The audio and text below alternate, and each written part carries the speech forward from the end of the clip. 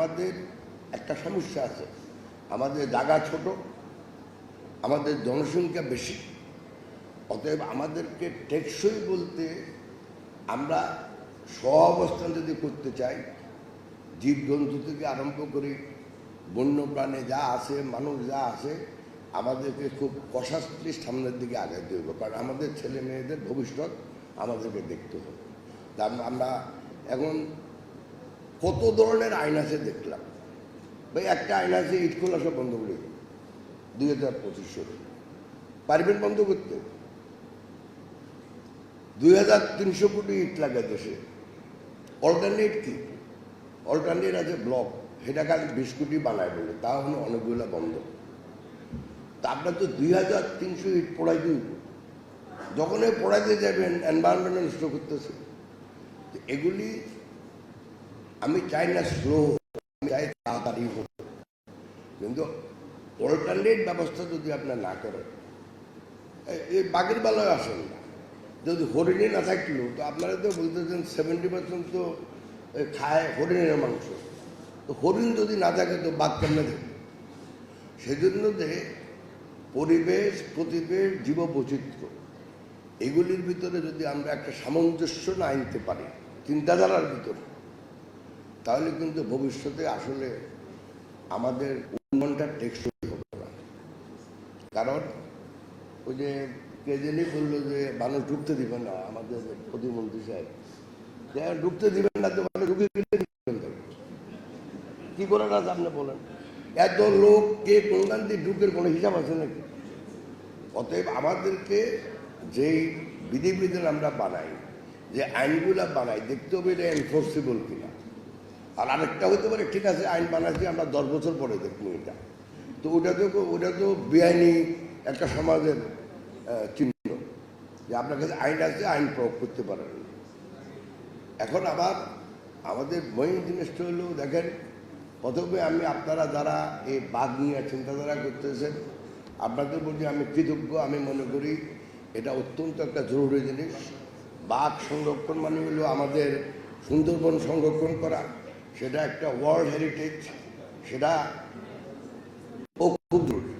সুন্দরবন না থাকলে বাঘও থাকবে না আমাদের। তো আপনাদের সবাইকে যারা এই নিয়ে চিন্তাধারা করতেছেন, এই নিয়ে ভবিষ্যতে বাঘ বলেন, সুন্দরবন বলেন, সবার প্রতি আমি কৃতজ্ঞতা প্রকাশ করি। বিকজ এটা আমাদের দেশের জন্য, আমাদের জনগণের স্বাস্থ্যের জন্য, দেশের পরিবেশের জন্য, দেশের প্রতিবেশ রক্ষার জন্য এটা অত্যন্ত জরুরি। সো এই জিনিসটাকে জরুরি সামনে রেখেই আমি একটা লিখিত বক্তব্য পাঠ করবো। যদি বিশ্বাস করেন করবেন, না করলে আল্লাহ ভরসা। কথা বলতে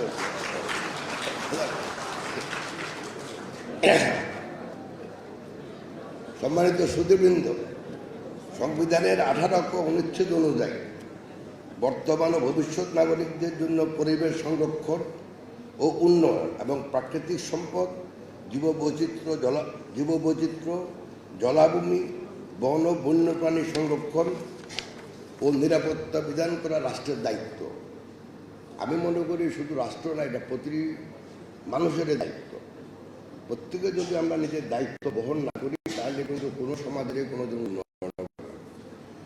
শহীদ রাষ্ট্রপতি জিয়াউর রহমান 1975 সালে গ্রামীণ কৃষি উন্নয়ন ও বন্যপ্রাণীর আবাসস্থল ও জীববৈচিত্র্য সংরক্ষণে ব্যাপক খাল খনন কর্মসূচি এবং বৃক্ষরোপণ অভিযান শুরু করেছিলেন।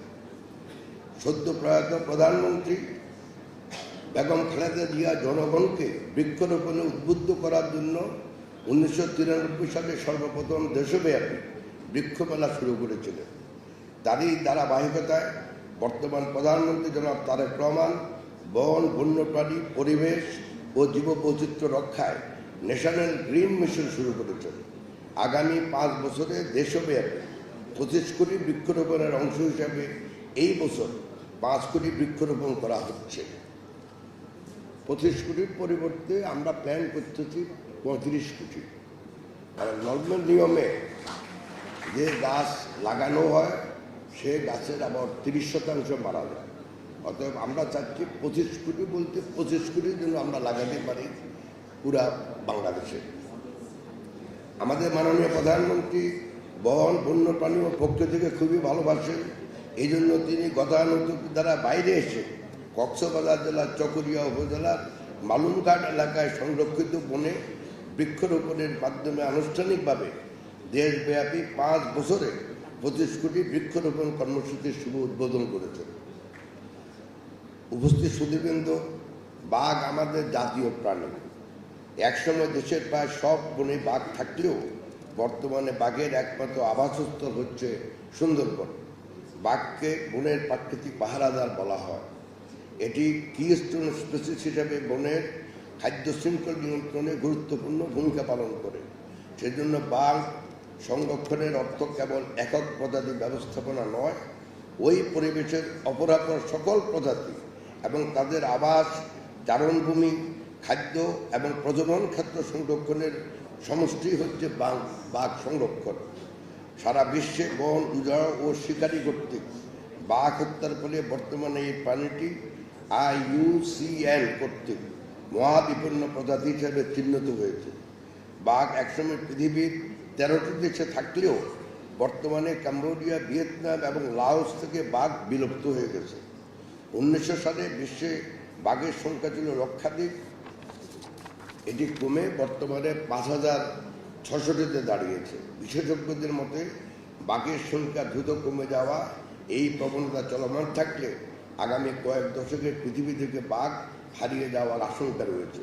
এই প্রেক্ষাপটে এবারের বাঘ দিবসটির প্রতিপাদ্য সবাই হয়ে সচেতন, বাঘ করে সংরক্ষণ খুবই গুরুত্বপূর্ণ এবং সময়োপযোগী। প্রতিবৃন্দ, বন্যপ্রাণী নিরাপদ আবাসস্থল সংরক্ষণ, বন্যপ্রাণী রক্ষা এবং এই বিষয়ে ব্যাপক সচেতনামূলক উদ্যোগ গ্রহণের উদ্দেশ্যে সরকার অতি সম্প্রতি 10 সদস্য বিশিষ্ট একটি কমিশন গঠন করেছে।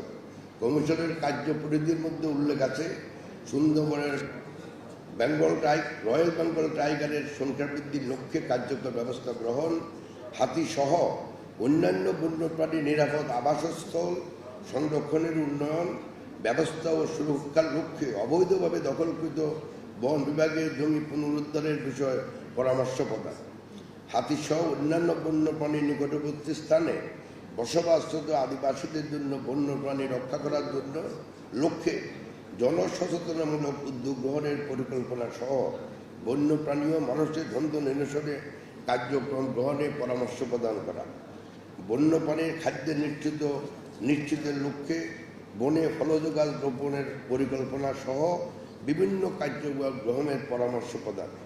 সরকার সুন্দরবনের বন্যপ্রাণী ও সম্পদ ব্যবস্থাপনার জন্য 2026 থেকে 2035 সাল পর্যন্ত 10 বছর মেয়াদী ইন্টিগ্রেটেড রিসোর্সেস ম্যানেজমেন্ট প্ল্যান প্রস্তুত করেছে। সুন্দরবনের বাঘের নিরাপদ আবাসস্থল রক্ষা করা, বাঘ ও হরিণ শিকার রোধ করা এবং সুন্দরবন সংলগ্ন এলাকায় মানুষের সাথে বাঘের সংঘাত কমানো দীর্ঘমেয়াদী ও কৌশলগত রূপকথা হিসাবে বাংলাদেশ টাইগার অ্যাকশন প্ল্যান প্রণয়ন করা হয়েছে এবং বর্তমানে 10 বছর মেয়াদী একটি ন্যাশনাল টাইগার রিকভারি প্রোগ্রাম প্রণয়নের কাজ চলছে। দেশের জীববৈচিত্র্য রক্ষার্থে বর্তমান সরকার বন্যপ্রাণী সংরক্ষণ ও নিরাপত্তা আইন 2026 প্রণয়ন করেছেন। বন্যপ্রাণী দ্বারা আক্রান্ত জানমালের ক্ষতিপূরণ বিধিবিধান 2021 অনুযায়ী বাঘ দ্বারা আক্রান্ত ও ক্ষতিগ্রস্ত ব্যক্তিকে ক্ষতিপূরণ প্রদান করা হয়। জনগণকে বন্যপ্রাণী সংরক্ষণে সম্পৃক্ত উদ্বুদ্ধীকরণের লক্ষ্যে অপরাধ উদ্ঘাটন পুরস্কার প্রদান বিধিমালা 2020 প্রণয়ন করা হয়েছে। আসামি সহ বাঘ সংক্রান্ত অপরাধের তথ্য প্রদানের জন্য 25 থেকে 50,000 টাকা আর্থিক পুরস্কারের ব্যবস্থা গ্রহণ করা হয়েছে। বন্যপ্রাণী সংরক্ষণ ও নিরাপত্তা, বন্যপ্রাণীর আবাসস্থল সংরক্ষণ, বন্যপ্রাণী উদ্ধারক, বন্যপ্রাণী সংরক্ষণে সচেতনামূলক কার্যক্রম স্বেচ্ছাসেবক হিসেবে যারা কাজ করছেন বা ভবিষ্যতে যারা যুক্ত হতে আগ্রহী তাদেরকে নিবন্ধন করার উদ্যোগ নেওয়া হয়েছে। ইতিমধ্যে জুন 2026 পর্যন্ত 1287 জন স্বেচ্ছাসেবী নিবন্ধন করেছেন। সারা বিশ্বে বন উজাড় ও বন্যপ্রাণী অপরাধী কর্তৃক বাঘ হত্যার ফলে বর্তমানে এই প্রাণীটি মহাবিপন্ন প্রজাতি হিসাবে চিহ্নিত আছে। তবে আশার কথা হচ্ছে বাংলাদেশ সরকারের ঐকান্তিক আন্তরিকতা এবং বন বিভাগের নিরলস প্রচেষ্টায় সুন্দরবনে বাঘের সংখ্যা ক্রমেই বৃদ্ধি পাচ্ছে। আধুনিক জরিপ পদ্ধতি, ক্যামেরা ট্র্যাপিং মাধ্যমে বাংলা করে সুন্দরবনে 2015 সালে 106টি, 2018 সালে 114টি, 2024 সালে 125টি বাঘ পাওয়া গেছে। বাঘ সংরক্ষণে VTRT, village tiger response team, CPG, community patrolling group এবং স্থানীয় জনগোষ্ঠী অত্যন্ত গুরুত্বপূর্ণ ভূমিকা পালন করছে। আমাদের দেশে অনেক সময় বন্যপ্রাণী পাচারের ট্রানজিট হিসাবে ব্যবহৃত হচ্ছে। সরকার বাঘের ট্রাফিক পাচার রোধে আমাদের নীতি হল জিরো টলারেন্স। বন অধিদপ্তরের বন্যপ্রাণী অপরাধ নিয়ন্ত্রণ ইউনিট এবং বন্যপ্রাণী ব্যবস্থাপনা ও প্রকৃতি সংরক্ষণের বিভাগগুলো দেশের বন্যপ্রাণী অপরাধ দমনে তৎপর আছে। সরকারের পাশাপাশি বেসরকারি সংস্থা, স্থানীয় জনগণ, ছাত্রছাত্রী, তরুণ প্রজন্ম, সাংবাদিক সহ সমাজের বিভিন্ন স্তরের মানুষের সহযোগিতা আমাদের একান্ত প্রয়োজন। বাঘ সহ সকল বন্যপ্রাণী রক্ষা করা প্রতিটি নাগরিকের সাংবিধানিক দায়িত্ব। তাই আসুন আমরা সকলের নিজ নিজ অবস্থান থেকে বাঘ সংরক্ষণের দায়িত্ব পালন করি। পরিশেষে বন অধিদপ্তরকে বাঘের নিরাপত্তা, বাঘ সংরক্ষণ এবং বাঘের সংখ্যা বৃদ্ধির ব্যাপারে আরও তৎপর হওয়ার জন্য আহ্বান জানিয়ে ও সবার সুস্বাস্থ্য কামনা করে আমি বক্তব্য শেষ করছি। আসসালামু আলাইকুম।